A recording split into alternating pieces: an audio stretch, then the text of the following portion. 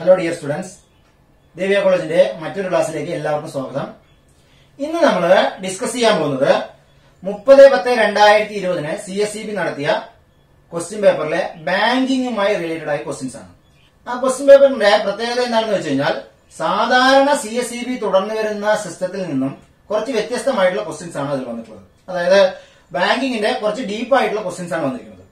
അപ്പൊ അങ്ങനെ ഒരു പരീക്ഷ നടന്നതുകൊണ്ട് നമ്മുടെ പഠന രീതിയിൽ മാറ്റം ആവശ്യമാണോ എന്ന് ചോദിച്ചാൽ ആവശ്യമാണ്. എന്താണ് മാറ്റം വരുത്തേണ്ടത്?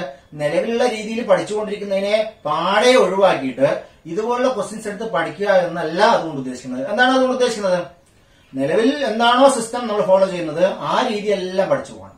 കൂടാതെ എക്സ്ട്രാ ആയിട്ട് എന്ത് ചെയ്യണം? കുറച്ച് ഹയർ ലെവൽ ക്വസ്റ്റ്യൻസ് കൂടി നോക്കിയിട്ട് പോവുക. അതാണ് അതിന്റെ യഥാർത്ഥ രീതി. അല്ലാതെ ഒരു പരീക്ഷയിൽ മാറ്റം സംഭവിച്ചു എന്ന് പറഞ്ഞിട്ട് നിലവിൽ പഠിച്ചുകൊണ്ടിരിക്കുന്ന സിസ്റ്റത്തിനെ പാടെ മാറ്റിക്കൊണ്ട് പുതിയ പുതിയ ക്വസ്റ്റ്യൻസ് പഠിക്കാൻ ആരും ശ്രമിക്കരുത്.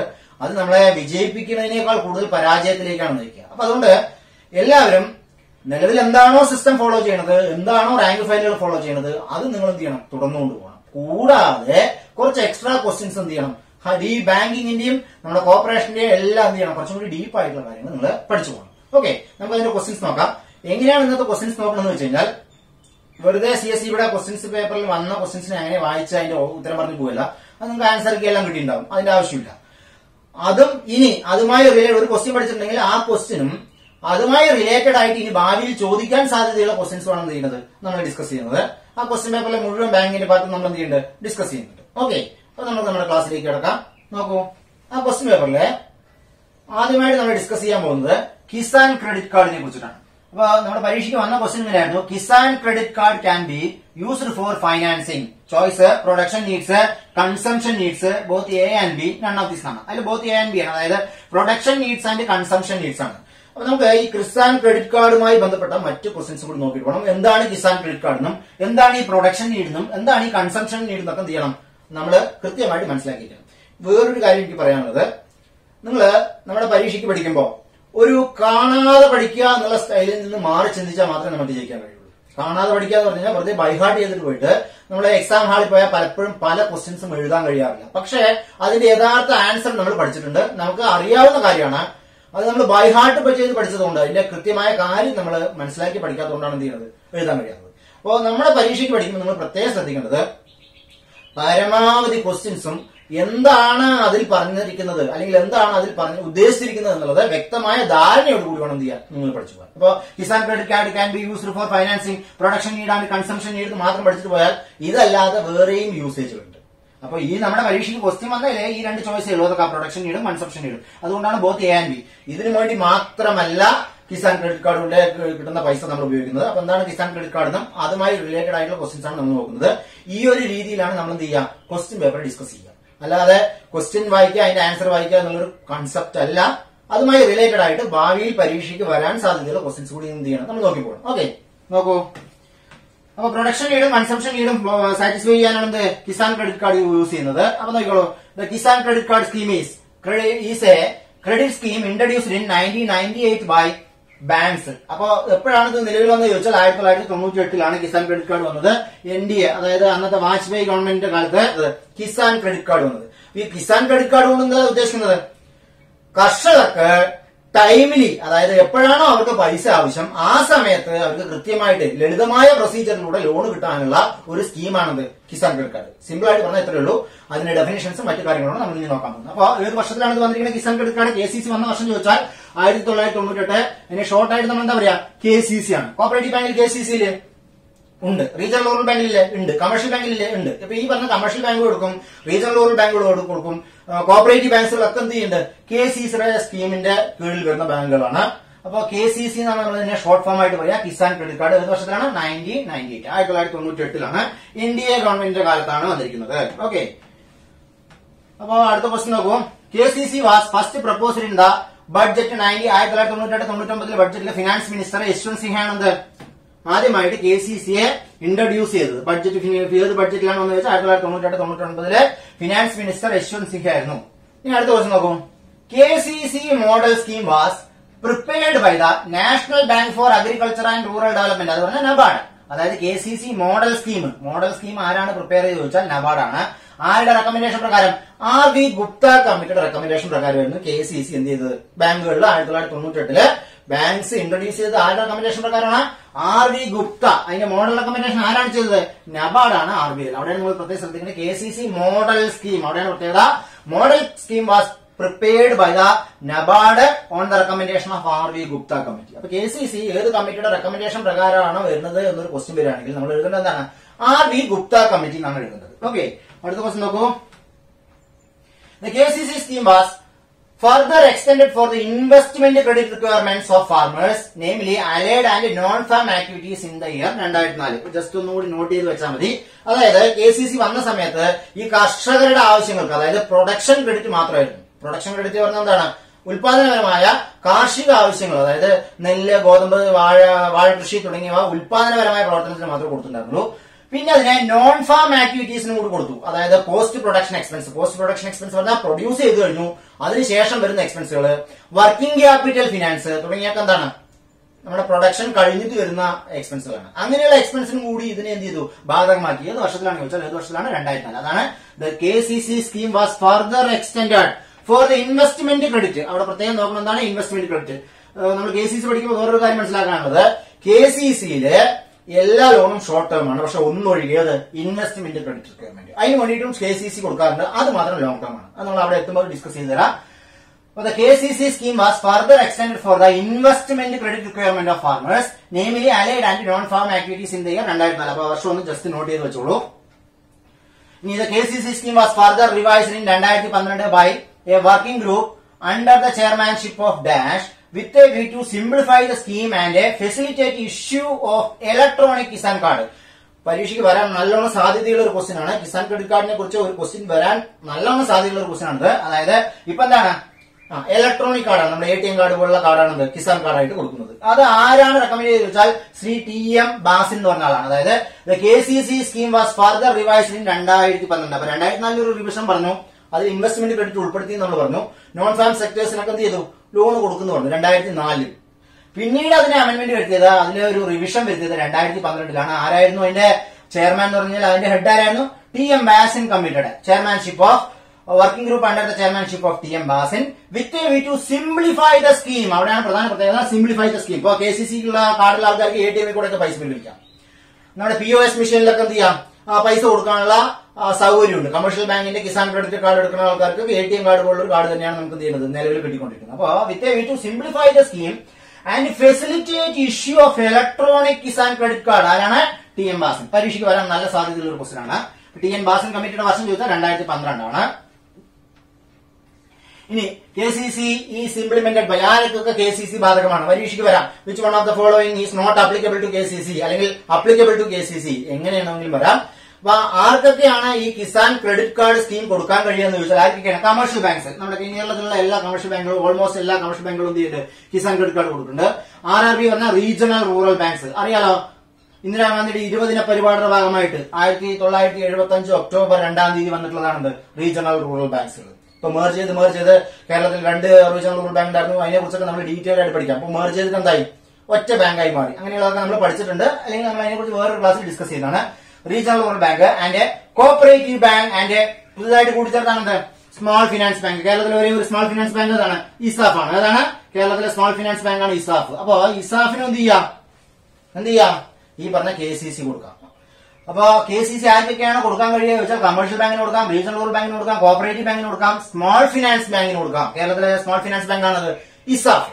കേരളത്തിലെ സ്മോൾ ഫിനാൻസ് ബാങ്കിന് ഉദാഹരണമാണ് ഇസാഫ്. അപ്പൊ ഇസാഫ് ഉൾപ്പെടെയുള്ള സ്മോൾ ഫിനാൻസ് ബാങ്കിനും കോപ്പറേറ്റീവ് ബാങ്കിനും റീജിയണൽ റൂറൽ ബാങ്കുകൾക്കും കമേഴ്ഷ്യൽ ബാങ്കുകൾക്കും എന്ത് ചെയ്യാൻ പറ്റും? KCC കൊടുക്കാൻ കഴിയും. അപ്പൊ നമ്മൾ പരീക്ഷയ്ക്ക് ചോദിക്കാണ് who can implement the KCC scheme to farmers എന്ന് ചോദിക്കുകയാണെങ്കിൽ നമുക്ക് എന്ത് ഉത്തരവ് എഴുതാം? ഈ പറഞ്ഞ ഏതാണോ ചോയ്സ് ഉള്ളത് അത് വെച്ച് ഉത്തരവ് എഴുതാം. അപ്പൊ ഏറ്റവും കൂടുതൽ പ്രധാനമായിട്ട് ശ്രദ്ധിക്കുന്നതാണ് സ്മോൾ ഫിനാൻസ് ബാങ്കുകൾ പുതുതായിട്ട് കൂട്ടിച്ചേർത്താണ്. ഓക്കെ, അപ്പൊ അടുത്ത നോക്കൂ.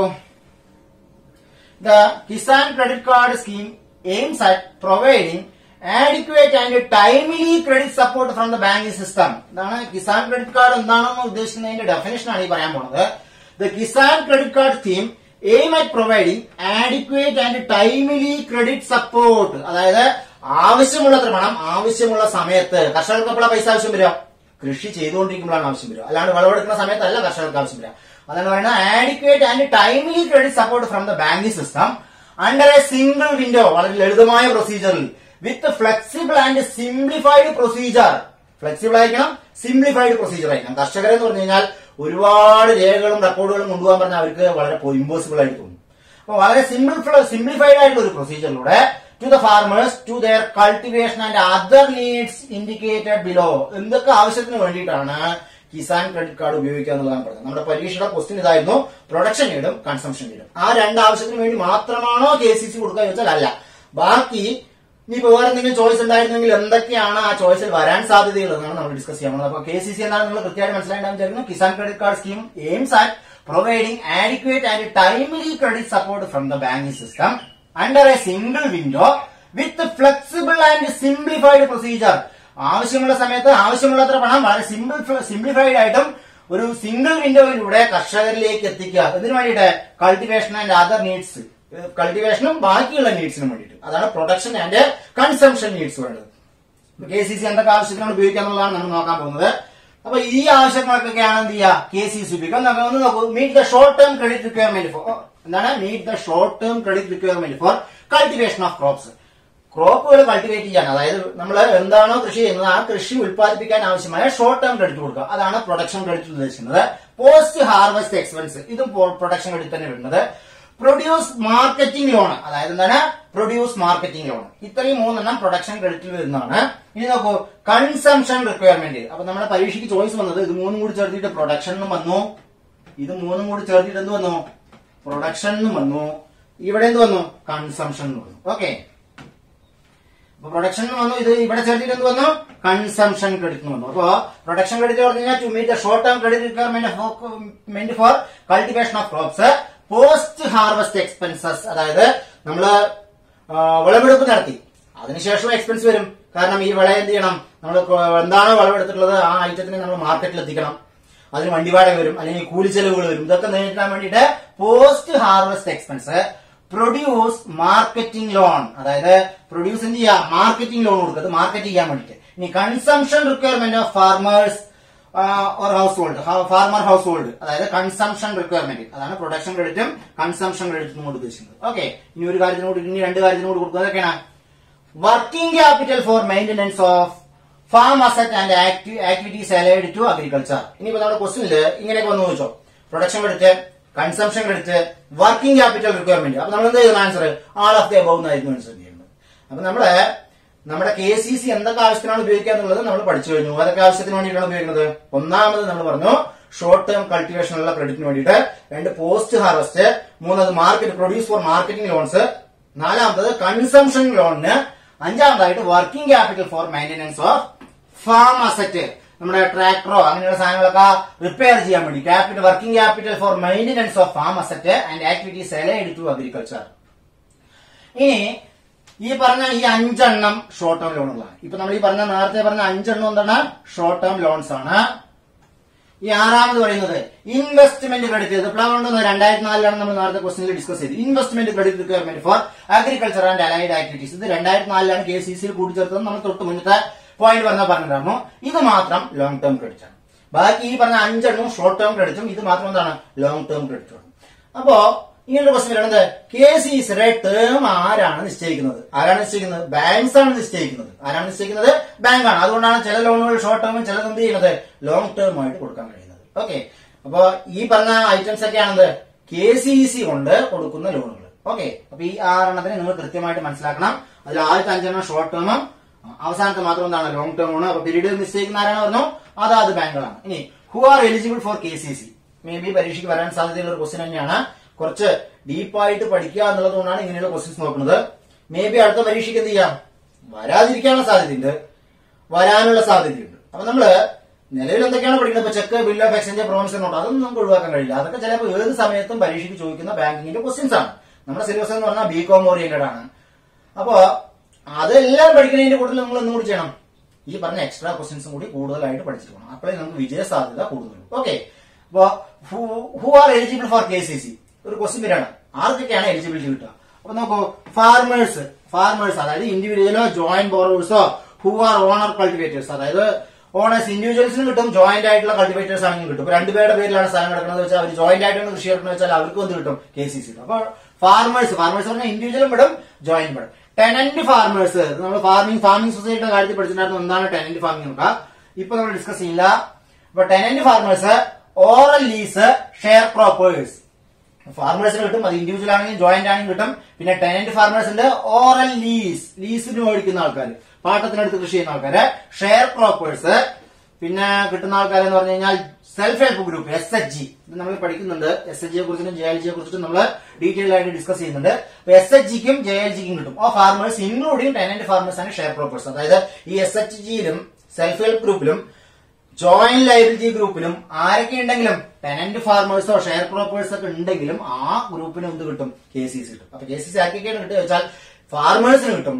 പിന്നെ ഓറൽ ലീസ്, അതാണ് നമ്മൾ നേരത്തെ ഡിസ്കസ് ചെയ്തത്. ഏതൊക്കെയാണ്? ഓറൽ ലീസ് ഉള്ള ആൾക്കാർക്ക്, പിന്നെ ഷെയർ ക്രോപ്പേഴ്സിന്, പിന്നെ ടെനന്റ് ഫാർമേഴ്സിന്, പിന്നെ SHG, JLG. അപ്പൊ നമ്മുടെ പരീക്ഷയ്ക്ക് ചോദ്യം വരികയാണെങ്കിൽ ഇതിൽ ഏതെങ്കിലും ഒന്ന് മാത്രമാവാം, അല്ലെങ്കിൽ താഴെ തന്നിട്ടുള്ളതിൽ അല്ലാത്തത് ഏതെന്ന് ചോദിച്ചിട്ട് ഇതിൽ 3 എണ്ണം തന്നിട്ട് ഒന്ന് നൺ ഓഫ് ദിസോ അല്ലെങ്കിൽ ഇതിൽ ഉൾപ്പെടാത്തൊരു കാര്യമോ വരാം. അപ്പൊ കൃത്യമായിട്ട് പഠിച്ചിട്ട് പോകുക എന്നുള്ളതാണ് പരീക്ഷ ജയിക്കാൻ നമുക്ക് ഏറ്റവും അത്യാവശ്യമായ കാര്യം. Self help group or joint liability group of farmers including tenant farmers or sharecroppers etc. ഇവർക്കൊക്കെയാണ് KCC കിട്ടാനുള്ള അർഹത. അടുത്ത നോക്കൂ. In KCC scale of finance is fixed by, ഇത് നമ്മൾ നേരത്തെ പഠിച്ചിട്ടുള്ളതാണ്. ഇൻ DCB KCC എന്നുള്ളവിടെ നമ്മൾ പഠിച്ചിട്ടുണ്ടാവുക. In DCB scale of finance is fixed by എന്നാണ് പഠിച്ചിട്ടുണ്ടാവുക. ജില്ലാ ബാങ്കിൽ സ്കെയിൽ ഓഫ് ഫിനാൻസ് ആരാണ് ഫിക്സ് ചെയ്യുക? ഡിസ്ട്രിക്ട് ലെവൽ ടെക്നിക്കൽ കമ്മിറ്റിയാണ്. അവര് തന്നെയാണ് ഏതിന്റെയും ഫിനാൻസിന്റെ സ്കെയിൽ ഓഫ് ഫിനാൻസ് ഫിക്സ് ചെയ്യുന്നത്. KCCയുടെ സ്കെയിൽ ഓഫ് ഫിനാൻസ് ഫിക്സ് ചെയ്യുന്നത് ആരാണ്? ഡിസ്ട്രിക്ട് ലെവൽ ടെക്നിക്കൽ കമ്മിറ്റി തന്നെയാണ്. DLTC എന്നായിരിക്കും ചിലപ്പോൾ ഷോർട്ട് ഫോം ആയിട്ട് നമ്മുടെ പരീക്ഷയിൽ ചോയ്സിലുണ്ടെങ്കിൽ DLTC ആണ്, district level technical committee. In KCC scale of finance is fixed by. ഇനി പണ്ട് ചോദിച്ച ക്വസ്റ്റൻ എങ്ങനെയാണ്? In DCB scale of finance is fixed by എന്നാണ്. അപ്പൊ DCBയിലായാലും ശരി KCCയിലായാലും ശരി സ്കെയിൽ ഓഫ് ഫിനാൻസ് ഫിക്സ് ചെയ്യുന്ന ആരാണ്? ഡിസ്ട്രിക്ട് ലെവൽ ടെക്നിക്കൽ കമ്മിറ്റിയാണ്. സ്കെയിൽ ഓഫ് ഫിനാൻസ് പറഞ്ഞാൽ അറിയാലോ, ഒരു പ്രത്യേക ക്രോപ്പ് 1 ഹെക്ടർ സ്ഥലത്ത് കൃഷി ചെയ്യാൻ എത്ര രൂപ ആവശ്യമാണ് എന്ന് മുൻകൂട്ടി തീരുമാനിക്കുന്നതിന് എന്താ പറയാ? Fixing the scale of finance പറയാം. അതായത് നോക്കിക്കോളൂ, നെൽകൃഷി 1 ഹെക്ടറിൽ ചെയ്യാൻ 50,000 രൂപയാണെങ്കിൽ, ഗോതമ്പാണെങ്കിൽ ചിലപ്പോൾ 75,000 ആയിരിക്കും, അത് വാഴ കൃഷിയാണെങ്കിൽ ചിലപ്പോൾ 1 ലക്ഷം ആയിരിക്കും. അങ്ങനെ 1 ഹെക്ടർ സ്ഥലത്ത് ഒരു പ്രത്യേക വിള കൃഷി ചെയ്യാൻ എത്ര രൂപ ആവശ്യമുണ്ട് എന്ന് ഫിക്സ് ചെയ്യുന്നതിനാണ് എന്താ പറയാ? സ്കെയിൽ ഓഫ് ഫിനാൻസ് പറയാം. അപ്പൊ അതാണ് in KCC scale of finance is fixed by district level technical കമ്മിറ്റിയാണ്. നമ്മൾ ഡീറ്റെയിൽ ആയിട്ട് പഠിക്കാം. ആ സമയത്ത് ആരൊക്കെയാണ് ഇതിൽ മെമ്പേഴ്സ് എന്നൊക്കെ പഠിക്കാം. നമുക്ക് അതൊരു 2ാം ഘട്ട ക്വസ്റ്റ്യൻസ് ആയിട്ട് കുറച്ചും കൂടി ഹയർ ലെവൽ പഠിക്കുമ്പോൾ മാത്രം, എല്ലാം പഠിച്ചതിന് ശേഷം നമ്മൾ കുറച്ചും കൂടി ഹയർ കേസുകൾ പഠിക്കുമ്പോൾ നമുക്ക് അതൊക്കെ പഠിക്കാം. അപ്പൊ ഇപ്പൊ നിങ്ങൾ മനസ്സിലാക്കേണ്ട ഒരു കാര്യം, in KCC scale of finance is fixed by ചോദിച്ചാൽ ആരാണ്? ഡിസ്ട്രിക്ട് ലെവൽ ടെക്നിക്കൽ കമ്മിറ്റി എന്നാണ് എഴുതുന്നത്. ഇനി the normal validity period of KCC, സാധാരണ KCC എത്ര വർഷത്തേക്ക് കൊടുക്കുക വെച്ചാൽ എത്ര വർഷത്തേക്കാണ്? 5 ഇയേഴ്സിനാണ്. അതുകൊണ്ട് KCCയുടെ കാലാവധി 5 ഇയേഴ്സ് തന്നെ ആയിരിക്കണമെന്നുണ്ടോ? തീർച്ചയായിട്ടും ഇല്ല. അത് നിശ്ചയിക്കുന്ന ആരാണ്? ബാങ്കാണ്. നമ്മൾ പറഞ്ഞ ഷോർട്ട് ടേം ക്രെഡിറ്റും കൊടുക്കും, ലോങ് ടേം കൊടുക്കും. ഷോർട്ട് ടേം ആണെങ്കിൽ 5 ഇയേഴ്സ് ആയിരിക്കും, ലോങ് ടേം ആണെങ്കിൽ 5 ഇയേഴ്സിൽ കൂടുതലുള്ള ലോണും KCCയിൽ കൊടുക്കാറുണ്ട്. അപ്പൊ the normal validity period of KCC ചോദിച്ചാൽ സാധാരണഗതിയിൽ 5 ഇയേഴ്സ് ആണ്. എത്രയാണ്? 5 ഇയേഴ്സ്. നമ്മളെ കൊണ്ട് ചോദിക്കുകയാണെങ്കിൽ ഇങ്ങനെ തന്നെ ചോദിക്കാം. The normal validity period of KCC എന്ന് തന്നെ ചോദിക്കാം. എത്രയാണ്? 5 ഇയേഴ്സ് ആണ്. അപ്പോൾ നോക്കൂ, the validity or renewal period of KCC may determined by dash as per anticipated harvesting and marketing period for crops for which loan is given. Bank ആണ് തീരുമാനിക്കുക. എന്തിന്റെ അടിസ്ഥാനത്തിൽ? അതായത് വാലിഡിറ്റിയും റിന്യൂവലും. KCCയുടെ വാലിഡിറ്റിയും റിന്യൂവലും തീരുമാനിക്കുന്നത് ആരാണ്? ബാങ്കുകളാണ്. എന്തിന്റെ അടിസ്ഥാനത്തില്? The validity and renewal period of KCC may determined by banks. ബാങ്കുകളാണ്, അതായത് ബാങ്കുകളാണ് വാലിഡിറ്റിയും റിന്യൂവലും തീരുമാനിക്കുക. ആസ് പെർ ആന്റിസിപ്പേറ്റഡ് ഹാർവെസ്റ്റിംഗ്, എപ്പോഴാണ് ഇത് വിളവെടുക്കുക, and marketing period for crops, എപ്പോഴാണ് ഇത് മാർക്കറ്റില് വിൽപ്പനയ്ക്ക് റെഡിയാകുക എന്നുള്ളതും അനുസരിച്ചിട്ട് ബാങ്കുകളാണ് വാലിഡിറ്റി പീരീഡും റിന്യൂവൽ പീരീഡും നിശ്ചയിക്കുക. KCC സാധാരണ പോസ്റ്റ് ഹാർവെസ്റ്റിലാണ് ചെയ്യുക, റിന്യൂവൽ ചെയ്യുക. സാധാരണ KCC ചെയ്യുക റിന്യൂവൽ ചെയ്യലാണ് ചെയ്യുക. ഓക്കെ, ആ റിന്യൂവൽ പീരീഡ് നിശ്ചയിക്കാനുള്ളത് ആർക്കാണ് ചോദിച്ചാൽ ആരാണ്? ബാങ്ക്സ് ആണ്. അത് 1 വർഷത്തിലാവാം, ചിലപ്പോൾ 2 വർഷം കൂടുമ്പോഴാവാം, എങ്ങനെയാണെങ്കിൽ കുഴപ്പമില്ല. ആരാണ് നിശ്ചയിക്കുക ചോദിച്ചാൽ ആരാണ്? ബാങ്കാണ് റിന്യൂവൽ പീരീഡ് ഡിറ്റർമൈൻ ചെയ്തത്. അടുത്ത ദിവസം നോക്കൂ, margin of KCC to be decided by, അതായത് എത്ര ശതമാനം പലിശ എടുക്കണം എന്നുള്ളത് തീരുമാനിക്കുന്നത് ആരാണ്? ബാങ്കുകൾ തന്നെയാണ്. The margin of KCC to be decided by ആരെയാണ്? ബാങ്ക്സ് ആണ്. ഇതിൽ ഇൻട്രസ്റ്റ് സബ്വെൻഷനെ കുറിച്ചിട്ടൊക്കെ പഠിക്കാറുണ്ട്. 3 ലക്ഷം രൂപയ്ക്ക് അകത്തെടുക്കുന്ന ലോൺ ആണെങ്കിൽ അവിടെ എന്തുണ്ട്? 3% പലിശ ഇൻട്രസ്റ്റ് സബ്വെൻഷൻ ഒക്കെ ഉണ്ട്. അത് നമുക്കിപ്പോ വേണ്ട. KCCയെ കുറിച്ച് ഡീറ്റെയിൽഡ് ആയിട്ട് ഇനി ചോദിക്കുകയാണെങ്കിൽ നമുക്ക് പഠിക്കാം. ഇപ്പൊ margin of KCC to be decided by ചോദിച്ചാൽ ആര് എഴുതും? ബാങ്ക് ആണ്. ഇനി the credit card in the nature of clean overdraft for multi purpose use including consumption is dash GCC, അതായത് ജനറൽ ക്രെഡിറ്റ് കാർഡ്. ഈ KCC പഠിക്കുന്നതിന്റെ കൂടുതൽ GCC കൂടി ഒന്ന് അറിഞ്ഞിരിക്കണം എന്നുള്ളതാണ്. നമ്മുടെ കയ്യിൽ ഇപ്പൊ ഒരു ബാങ്ക് നമുക്കൊരു ക്രെഡിറ്റ് കാർഡ് തന്നിട്ടുണ്ടെങ്കിൽ അതെന്തായിരിക്കും? അത് KCC ആയിരിക്കില്ല, GCC ആയിരിക്കും, ജനറൽ ക്രെഡിറ്റ് കാർഡ് ആയിരിക്കും. അത് വെച്ചിട്ട് നമ്മൾ എന്ത് ചെയ്യും? ആമസോണിലോ ഫ്ലിപ്കാർട്ടിലോ അല്ലെങ്കിൽ മറ്റു കടകളിലൊക്കെ പോയിട്ട് പർച്ചേസ് ചെയ്യാൻ ഉപയോഗിക്കും. അതാണ് ഉദ്ദേശിക്കുന്നത്. The credit card in the nature of clean over draft. അവിടെ എന്താ സംഭവിക്കുന്നത്? ബാങ്കിൽ മുൻകൂട്ടി പൈസ കൊടുത്തിട്ടല്ല, പൈസ നമ്മൾ ചെലവാക്കിയ ശേഷം ചെയ്യുന്നത് ബാങ്കിന് കൊടുക്കുന്നത്. അപ്പൊ അവർ തരുന്നത് എന്താണ്? ഒരു ഓവർ ഡ്രാഫ്റ്റ് ആണ്. GCCയുടെ കാര്യത്തിൽ നമുക്ക് എന്താ തരുന്നത്? ഓവർ ഡ്രാഫ്റ്റ് ആണ് തരുന്നത്. അപ്പൊ അതാണ് പറയുന്നത് the credit card in the nature of clean overdraft for multi purpose use. വ്യത്യസ്ത ആവശ്യങ്ങൾക്കാണ്. നമ്മൾ കടയിൽ പോയിട്ട് POS മെഷീനിൽ വാങ്ങും, പെട്രോൾ പമ്പിൽ പോയിട്ട് പെട്രോൾ അടിക്കും, അല്ലെങ്കിൽ വേറൊരാൾക്ക് പൈസ എടുത്ത് കൊടുക്കാൻ ഉപയോഗിക്കും. ഇതിനൊക്കെ നമുക്ക് എന്ത് ഉപയോഗിക്കാം? GCC, അതായത് ജനറൽ ക്രെഡിറ്റ് കാർഡ് ഉപയോഗിക്കാം. Multi purpose use including consumption is GCC. അപ്പൊ ജനറൽ ക്രെഡിറ്റ് കാർഡ് എന്താണെന്ന് കൂടി നമ്മൾ എന്ത് ചെയ്യാം? മനസ്സിലാക്കി വെക്കാം. മൾട്ടി പർപ്പസ് യൂസിന് വേണ്ടിയിട്ട് ക്ലീൻ നാച്ചർ ഓഫ് ഓവർ ഡ്രാഫ്റ്റിന്റെ നാച്ചറില് ബാങ്ക് തരുന്ന ഒരു സൗകര്യമാണെന്ത്? GCC, general credit card. Okay, അടുത്ത ക്വസ്റ്റ്യൻ നോക്കൂ. അടുത്ത നമ്മുടെ പരീക്ഷയ്ക്ക് വന്ന ക്വസ്റ്റ്യൻ. അപ്പൊ ഇത്ര നേരം നമ്മൾ ഡിസ്കസ് ചെയ്തത് KCC യെ കുറിച്ചിട്ടാണ്. ഇനി നമ്മൾ ഡിസ്കസ് ചെയ്യാൻ പോകുന്നത് total own fund less the accumulated loss is dash owner's stake, outside liability, retained earnings, net own fund. ഈ ചോയ്സുകളുടെ പ്രത്യേകത വരുന്ന സാധാരണയായിട്ട് ഈ ചോയ്സിൽ നിന്നും നമ്മുടെ പരീക്ഷയ്ക്ക് സ്ഥിരമായിട്ട് ക്വസ്റ്റ്യൻ വരാറുണ്ട്. ഇപ്പൊ 1-2 ക്വസ്റ്റ്യൻസ് വളരെ ടൈറ്റുള്ള ക്വസ്റ്റ്യൻസ് എല്ലാ പരീക്ഷയ്ക്കും ഉണ്ടാവും. അതിൽ ചോദിക്കുന്ന ഒരു ഭാഗമാണെന്ത്? ഈ ഓണേഴ്സ് സ്റ്റേക്ക്, ഈ സ്റ്റേക്ക് ഹോൾഡേഴ്സ്, പിന്നെ ഔട്ട്സൈഡ് ലയബിലിറ്റി എന്താണ്, ഈ റീറ്റെയിൻഡ് ഏർണിംഗ്സ്. ഇത് പലതവണ പരീക്ഷയ്ക്ക് വന്നിട്ടുള്ള ഒരു ഭാഗമാണെന്ത്? ഈ റീറ്റെയിൻഡ് ഏർണിംഗ്സ് എന്താണെന്നും അത് ബാലൻസ് ഷീറ്റിലാണോ കാണിക്കുക, P&L അക്കൗണ്ടിലാണോ കാണിക്കുക, ബാലൻസ് ഷീറ്റിൽ ഏത് സൈഡ് കാണിക്കും, എന്താണെന്നൊക്കെ സ്ഥിരമായിട്ട് ചോദിച്ചിട്ടുള്ളതാണ്. Net own fund. അപ്പൊ അതിന്റെ ചോദ്യം വെച്ചാൽ total own fund less the accumulated loss. Own fund പറഞ്ഞാൽ എന്താണ്? അപ്പൊ നമുക്കറിയണം ഓൺ ഫണ്ട് പറഞ്ഞാൽ എന്താണെന്ന് അറിയണം, അക്യുമുലേറ്റഡ് ലോസ് പറഞ്ഞാൽ എന്താണെന്ന് അറിയണം. അത് total own fund accumulated loss കുറച്ചാൽ കിട്ടുന്നതാണത് നെറ്റ് ഓൺ ഫണ്ട് എന്ന് പറയുന്നത്.